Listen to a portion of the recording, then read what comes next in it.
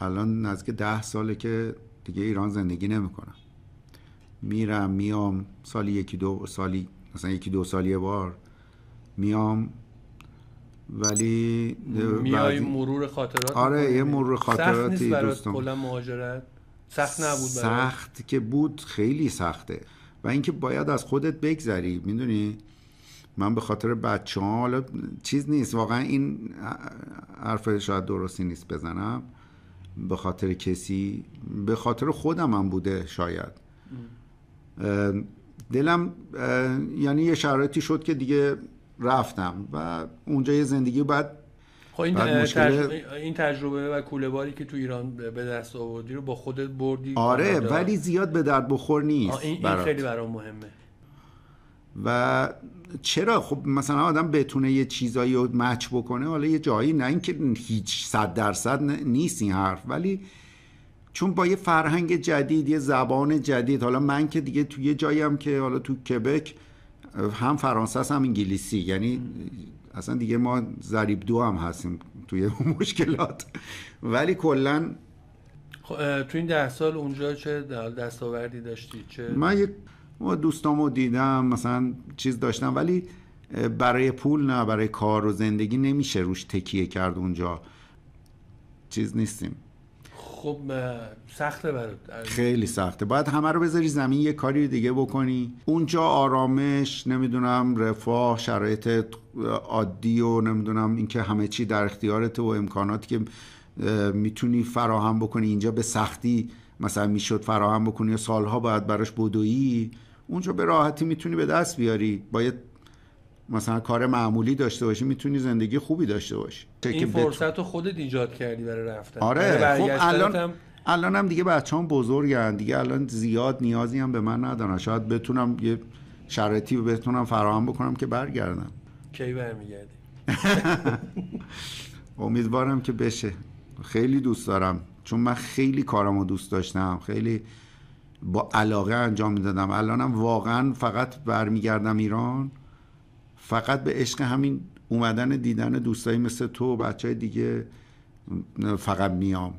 هیچ کار دیگه ندارم. من باورت میشه بعضی موقع خانواده‌مو کمتر میبینم تا بچهایی که دوستام که باهاشون کار میکردم و ارتباط داشتم. دوست داشتن خیلی خوبه نه؟ آره خوبه. اصلا مهمترین چیز زندگی دوست داشتن و عشقه. نباشه اصلا تعطیلی. حالا نمیدونم میخوای بگی یا نه، الان کاری که تو کبک داری انجام میدی کار کانستراکشن میکنم، کار ساختمان و ساخت و ساز و این چیزا. تخصصی اگه بخوام بگم کار در و پنجره انجام میدم. یه جور چیز در حقیقت توی شرکتیه که من کار میکنم. حالا در کنارش مثلا کارهای تبلیغاتی براشون انجام میدم. اون کارهاییه که خودم در حقیقت خودم به خودم وظیفه کردم براشون انجام بدم که الان خیلی هم براشون مهم شده اتفاقا و دوست دارن که من انجام بدم و خوشحالن. ولی کارهای دیگهش میدونی حالا هستن آدمایی که اینجوری هم زندگی میکنن، نمیشه گفت نیستن، ولی واقعیت یعنی بیشتر شغلا این شکلیه که اون کار رو درست باید انجام بده. حالا برگردیم به ایران که حالا تو سالها تجربه داشتی. میگی که من تو کانادا نتونستم اون مسعود پاکدلی که تو ایران بودم و آره اونجا دنبال بکنم. برنامه‌ای نداشتی که مثلا موقعیت ایجاد بکنی برای بچهای ایران، نمایشگاهی بذاری، گالری بدین، فاصله نگیری از اون ذات؟ چرا یه چیزایی داشتم، مثلا با این بچهای تئاتر در تماسم، بچهای انجمن عکاسان تئاتر، با مثلا یه سری چیزا بوده که کارایی کردم. حتی مثلا حضور در من همین چند سالی که نبودم تو چند تا جشنواره و چند تا برنامه داور بودم. یعنی حضورمو داشتم، اینجوری نبوده که حضور تو ایران نه، موقعیتی که بتونی تو کانادا برای بچهای ایران ایجاد بکنی. اونجا آخه اونجا اصلا این شکلی نیست. ماجرا اینه که اولا تو شهر ما مونتریال اونقدرا این شرایط بود. کار کردم، نه اینکه نکرده باشم، مثلا یه کارهای استارت زدم، ولی چون تعداد آدما اونقدر نیست اصلا اون بازخوردی که میخوای یا نمیگیری. ولی داره همه بازخوردها فقط تو ایرانه نه؟ آره ببین ما این چیز ماجرا اینه که همه چی اینجاست. اصلا وقتی از ایران خارج میشی دیگه یه شکل دیگه میشه که ما بلد نیستیم. شاید من بلد نیستم اون کار رو انجام بدم. اگه نه خب اونجا هم هستن بچه‌های دارن کار میکنن، کلاس میزنن، آموزش میدن، چیز دارن. منم این کار رو کردم تا اونجایی که بلد بودم و تونستم، ولی اونجور که مثلا بتونم از این به عنوان یه کاری که کردم نام ببرم، نه، اتفاقی نیفتاد. خب اون سالایی که ایران بودی با عکاسای حرفه‌ای روابطت، ارتباطت با اساتید چطور بود؟ همیشه دوستان خیلی خوب. من تقریبا با همشون رفیقم. چیز بوده دیگه، همش شیرین بوده. من خاطرات تلخ ندارم، همش لحظات خیلی خوب. فقط همین از دست دادن هاست که الان یادم میاد، همیشه غم میشینه رو دلم. همین. آرشیوم با خودت بردی؟ آره، من جالبه از اونجا هم خیلی مثلا مواردی بوده که هی زنگ میزنن عکس از فلانی، از فلان نمایش، فلان کار، فلان فیلم از این میخوان. من هنوزم از اونجا در تماسم و این کارا رو انجام میدم. دنیای عجیبی شده که ما اگر تو اون جغرافیا نیستیم ولی حضور داریم. آره، به خاطر این فضای مجازی اصلا عجیبه. اون وریام اینقدر درگیرشن یا که نه ما فقط خیلی بیشتر از ما. شکلش فرق میکنه دیگه، ما یه جور دیگه استفاده میکنیم، اونا یه جور دیگه. بالاخره هر جایی یه چیزی داره. برای این تو زندگی تک تک آدمایی که حتی به نظرم تو دور افتاده ترین جاها زندگی میکنن و هیچ ارتباطی هم ندارن، رو اونام تاثیر گذاشته خواه ناخواه. یه سوال، فیلتر شکن و باهاش اونجا مواجهی یا نه؟ اصلا اومدم اولین کاری که کردم این چیز کردم بتونم ارتباط داشته باشم. خیلی سخته، خدا صبرتون بده. الان میفهمیم ما چی داریم میکشیم. خیلی سخته. اصلا میدونی به یه جای میرسی که میگی اصلا برای چی لزوم داشتن این دیگه چیه؟ برای چی من باید موبایل داشته باشم، این همراهم باشه، یه چیزی باشه بشه حرف بزنی کافیه دیگه. برای چی اینو دنبال خودم ببرم که همش هم نگران باشم بدزدن؟ آخه دفعه قبلی که اومدم من یه موبایلی داشتم تو خیابون شریعتی ازم دزدیدن. ببین یعنی به نکبت و بدبختی افتادم موقع برگشتن که باورت نمیشه. همه زندگیم تو این بود، همه از بلیت هواپیما گرفته تا نمیدونم بوکه، همه چیزایی که داشتم تو این بود. یعنی بعد نمیتونستم دسترسی پیدا کنم به اینا، همه چیزا بسته بود، همه بکاپام توی کامپیوترم بود تو کانادا و تو چیز. اصلا یه مصیبتی. خلاصه فقط یه موردش بگم، وقتی برگشتم تو سرمایه 15 درجه زیر صفر نزدیک نیم ساعت تو خیابون ایستادم تا پسرم بیاد منو ببره. بچه‌ها راستی اوضاع احوالشون چطوره اونجا؟ اونا خوبن.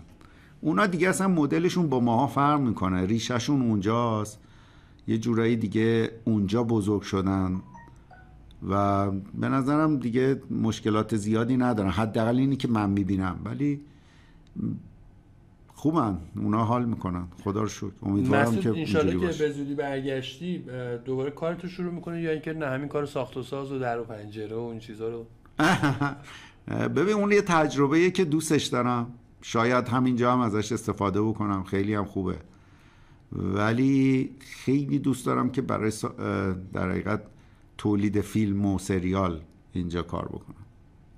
یعنی ورود کنی به آره همون کاری که میکردم، چون من آخرین کارم مجری‌تر و دقیقاً تهیه کننده اجرایی سریال شاهگوش بودم که اجرا شد. بعدش هم سریال شهرزاد رو استارت زدیم که دیگه من رفتم و در حقیقت شروع شد به نوشتن. من رفتم و دوستان دیگه ادامه دادن کاری که ما می‌خواستیم. پس این بیماری درمان نشده؟ تو همچنان همون مسئولی که می‌خوای شروع باشی تو وجودمون هست، در نمیاد. دقیقاً. خب از کافه برعکس من بگو. خیلی خوبه، خیلی حال کردم، فضا رو خیلی خوب استفاده کردی، یک و دو اینکه نوآوریات حرف نداره دیگه. یعنی یه کارایی میکنی که بقیه نکردن، این خودش، اینو من دوست دارم.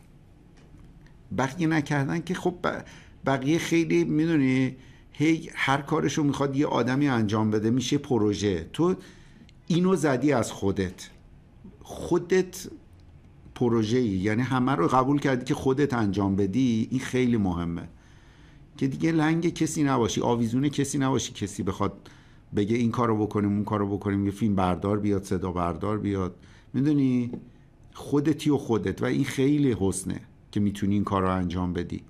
هر کسی این توانایی رو نداره. بحث توانایی نیست، بحث اجباره دیگه. من خب کارمو دوست دارم، یعنی هیچ وقت نتونستم تغییرش بدم. خب همیشه هم این اجباراست که آدمو خلاق میکنه. انجمن عکاسان تئاتر هم تو حضور داشتی؟ آره، ما جزء کسایی بودیم که در حقیقت هیئت مؤسس بودیم. این انجمن‌ها چه کمکی واقعا میتونه بکنه به پیشرفت؟ اگه خب به شکل صنفی بشه خب خیلی تاثیر داره. صنف دیگه، یعنی در حقیقت دولت مجبوره که یه سری امکانات در اختیار اینا قرار بده، یه سری چیزهای مختلف، حالا بیمه، نمیدونم امنیت شغلی، این که مثلا یه چیزایی داشته باشه براشون خوبه، ولی عملا اونجوری نشده دیگه. هیچ چیزی، چون خانه تئاتر خودش اینقدر قدرت نداشته، اونم هنوز اونقدر بزرگ نشده دیگه. هنوز عضو انجمن هستی؟ والا بودم، نه من دیگه وقتی عضویت ندی و چیز نباشی دیگه، پیگیر نباشی دیگه، عملا حذف میشه. دوست دارم، من همیشه بودم انجمن سینما، عکاسان سینما و تئاتر بودم، انجمن ملی عکاسان ایران، نه همه بودم، ولی الان دیگه زیاد حضور نداشتم. نه حضور نداشتم. خب بالاخره اونام یه قواعدی داره دیگه، اینجوری نیست که اون قدرام پیشکسوت و چیز نبودیم، آدم گنده‌ای نبودیم که مثلا جامونو خالی بذارن و بخوان بگن افتخاری باش و از این حرفا. ما یه آدم معمولی و همین چیزی که بودیم. دقیقاً کی برمیگردی؟ امیدوارم که بتونم برگردم بیام کار کنم. خیلی دوست دارم اگه شرایط ببین، با این اوضاعی که هست واقعا نمیدونم، میام دلم میگیره دیگه. میدونی وقتی ندیدی نمیدونی میگه خب همینه دیگه، ولی وقتی میبینی که چقدر ساده میشه همه چی خوب باشه، چرا نیست؟ یعنی اذیتت میکنه و تو هم نمیتونی تغییرش بدی. هیچ کاری نمیتونی بکنی. خیلی سخته اینجوری. اگه نه واقعا خیلی چیزا اینقدر پیچیده نیست، ما خودمون باید رعایت بکنیم. چای سرد شد؟ نه تموم شد، به نظرم باید یکی دیگه بخورم. حس خوبیه دارم تو ماگی لنز. آره منم دارم از این. دوست داری با کیا بشینی حرف بزنی و گپ بزنی و من ثبتش بکنم؟ یعنی این ایده هم وجود داره که ما این کافه میزبان گفتگوی دوستان با هم باشه و اصلا احساس کنی که این باید ثبت بشه، این گفتگوی من با این آدم باید ثبت بشه. آخه من چیز نبودم، هیچ وقت به این فکر نکردم که من، چون که از مصاحبت با یه سری آدم خب لذت میبرم، مثلا نمیدونم سیف الله صمدیان باشه اینجا دوست دارم، نادر داوودی باشه دوست دارم بشینم باشه حرف بزنم، چیز یاد بگیرم، ولی چون شغل من نبوده و کاری نبوده، من همیشه مثلا دوست داشتم عکس اینا رو، مثلا آدما رو برم عکس بگیرم و چیز بکنم و اون یه جورایی وظیفه‌ام بوده که اونو به بهترین شکل انجام بدم. هیچ وقت فکر نکردم که مثلا مصاحبه کنم. شاید اونا رو، اینو از حسین بپرسی بهتره، اون بلده این کارو انجام بده. یکی از پروژه‌هایی که به نظر من میتونه دست مریزات به تو داشته باشه، اگه درست میگم، پروژه اهالی سینما در موزه هنر معاصر. آره. تو موزه سینما. تو موزه سینما اون چجوری شکل گرفت؟ اونو به دعوت آقای غریب‌پور رفتم. آقای غریب‌پور از من خواست که این کارو انجام بدم و زمانی که آقای پزشک مسئول اونجا بودن و چقدر هم خوب شد. سالن نامآوران و چند تا سالن داره که ما کار کردیم، یعنی کمک کردم به آقای غریب‌پور برای این ماجرا. حس خوبی میده وقتی رفتم اونجا، بعد خودم دیدم تموم شده این پروژه، چقدر خوب بود، خیلی زیباست. آره کار جذابی بود. فکر کنم منم عکس داشته باشم. آره همه بچه‌ها زیادن. به فکر چاپ مجموعه آثارت نبودی؟ چاپ کردم یکی دو تا مثلا به شکل کاتالوگ مثلا نمایشگاه به شکل‌های مختلف بوده، ولی نه چیز خاصی نه، فکر نکردم که مثلا موردی مثلا در مورد مختارنامه این کارو کردم، خیلی هم خوب بود، ولی نه همه رو نه، هیچ وقت نزد. میگه آخه گفتم بری تمومه، ایران وقتی پاتو میذاری بیرون دیگه این نیستی که هستی، اینی که هستی دیگه نیستی، یه چیز دیگه ای. ممکنه یه کار دیگه هم بکنی ولی این تأثیر و این چیزی که اینجا داری و قطعا نخواهی داشت. آخه وقتی دلت به همونی که هستی هست هنوز، چرا آره. تو تلاش میکنی فاصله بگیری؟ من خیلی کارا کردم اونجا ولی باورت نمیشه هنوز که هنوزه، وقتی که ازم میپرسند که مثلا شغلت چیه میگم عکاس، اصلا برام انگار چیز نیست، جا نمیفته که تو الان این کار رو الان انجام نمیدی یا الان شغل تو این نیست، ولی حس من هیچ وقت عوض نشده، یعنی همیشه این باهام بوده که من این کار رو بلدم، این کار رو دوست دارم و دلم میخواد به این عنوان شناخته بشم، اینو دوست دارم من، میدونی؟ خودت تصمیم گرفتی؟ من آره خودم تصمیم گرفتم. چجوری میتونم تو این کافه امروز اشکتو در بیارم؟ اشک ما رو در آوردی اصلا با حضورت، ولی نه نمیتونم توضیح بدم، میدونی یه چیزایی هم اجباره دیگه، اجبار زندگی. وقتی با یکی دست میدی میگی من هستم تو این زندگی، دیگه نمیتونی وسطش بگی که دیگه اینو من اینو نمیدونستم اینم هست، میدونی؟ تو وقتی بچه داری، وقتی زندگی داری، یه سری چیزها رو دیگه تعیین کننده تو نیستی، خیلی چیزا در کنارش هست. اشکمون هم در آوردی نامرد.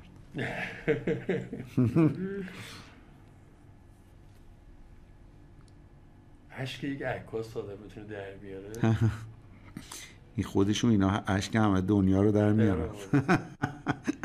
نه اون که تو میگی به خاطر بچه‌ها، خب من خودم هم قائلم بهش، ولی همه چیزمون فقط به خاطر اون عامل نمیتونه آره خراب بشه. شایدم میدونی سادگیه آدم، مثلا اولش که میخواد بره فکر میکنه که خب میریم مثلا این کارو میکنیم اونجوری میشه، بعد میام مثلا اونجا من این کارو میکنم، میدونی این دلخوشیایی که به خودم داده بودم قبلش، شاید مثلا فکر میکردم که خب من میتونم این کارو، بعد میری اونجا یه اون تموم شد. من تلفنمو جواب بدم، مهدیه. آره بذار رو اسپیکر صداش بشنویم. سلام مهدی جان. نه بذار خودش بدونه. چطوری؟ ببین من الان پیش ساتیارم داریم حرف میزنیم، اجازه است صداتو بزنم رو اسپیکر بشنویم حرف زدنمونو یا نه؟ قربون. آقای امامی سلام. چطوری مهدی جان؟ من سلام. چرم ساتیار جون چطوری؟ قربونت برم مرسی. حالت خوبه؟ اینم از مسعود. آره دیگه چی میخوای؟ الان صحنه‌ای که دیگه چیکار کنم؟ الان صحنه‌ای که اشک مسعودو در آوردن تو زنگ زدی. مهدی چرا پاک دل انقدر خوش تیپن؟